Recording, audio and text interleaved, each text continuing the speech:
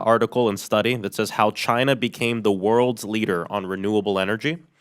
The other one is a New York Times article entitled Why Trump's Clean Energy Rollbacks Could Derail a Factory Boom. Both articles be submitted without objection.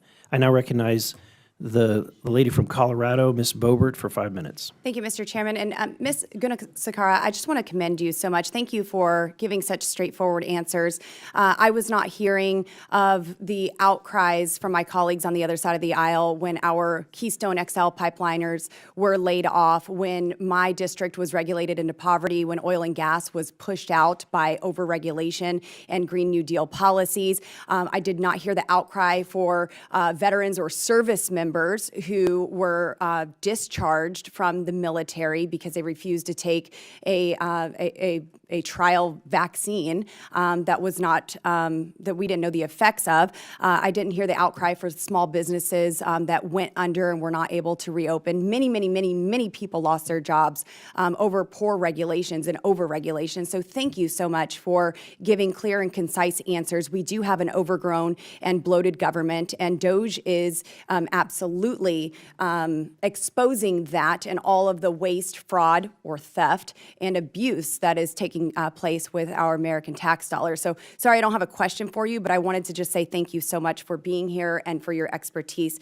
Mr. Epstein, we've heard a lot today about bird flu, that obviously that was under Joe Biden and his decision. We've heard about the Green New Deal.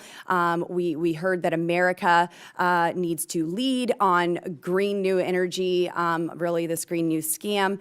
And we kind of can't when we're dependent on China and we're getting, our solar panels from them and they're using coal-fired energy to create their own energy, and we are kind of left suffering. Mr. Epstein, are there any myths that you've heard today in this hearing room that you would like to address, such as, frankly, some of the BS that I've heard from colleagues here and even one of our witnesses? So yeah, let me just take, what I think is the overall myth is this idea that we need to impose dramatic restrictions on fossil fuels and give dramatic subsidies to unreliable solar and wind, as well as other uncompetitive forms of energy, in order to prevent a climate crisis / compete with China. That's sort of the overall thing. So just to break it down quickly, I don't know why we haven't learned from every other industry that's ever existed, but the way you get the best, cheapest, most reliable product is you leave people free to compete. You don't restrict the things that work and subsidize the things that don't, but we're magically pretending in energy that somehow works. I mean, imagine you outlawed iPhone and Android and just let random people with unreliable phones produce phones and you subsidize them. It makes no sense. So the laws of economics apply here just as well as anywhere else.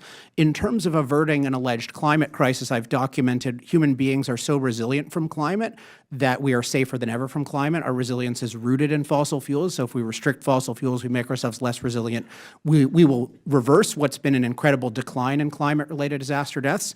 So one is there is no climate crisis to avert. But then number two is by screwing up American energy, you do nothing to reduce global emissions because the emissions just get offshore to China and to more competitive economies, which brings me to China. And do we need to compete with them in renewables? And Ranking Member Frost mentioned a certain quote unquote study from Yale about this.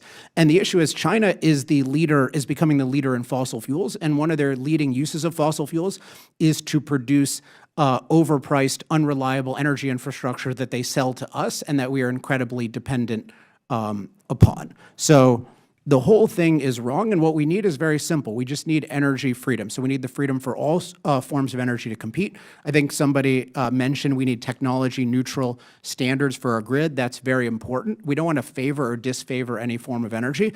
But if we do that, given current economic realities, that's going to mean a lot of fossil fuels here and around the world.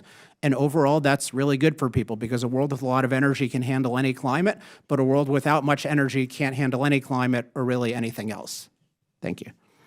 Mr. Epstein, I want to give you the last 30 seconds or so to talk about the EPA, as you mentioned in your testimony, just things that they need to rescind and do better with in this new administration. We have Administrator Lee Zeldin now at the EPA, and I think he'll do a fantastic job. And hopefully he's read your books, The Moral Case of Fossil Fuel, Fossil Future. Hopefully he has your Alex AI app. I think that's a great tool for energy information, and it's actually reliable, kind of like the fossil fuel energy that we are discussing today. So if you want to use these last seconds, I used most Yeah, of them. well, it's Sorry. unfortunately it's in my testimony. The quick things I would just say are you need to be objective about the benefits of any of these restrictions, which are generally overblown, and you need to be very realistic about the costs, which are usually underestimated. And yeah, check out alexepstein.ai, free to use for everyone, and you could just use it dynamically and learn a lot about this testimony topic. Thank you. Thank you. I yield back, Mr. Chair. Thank you. I now recognize the gentlelady from Arizona, Ms. Ansari. Thank you, Mr. Chair.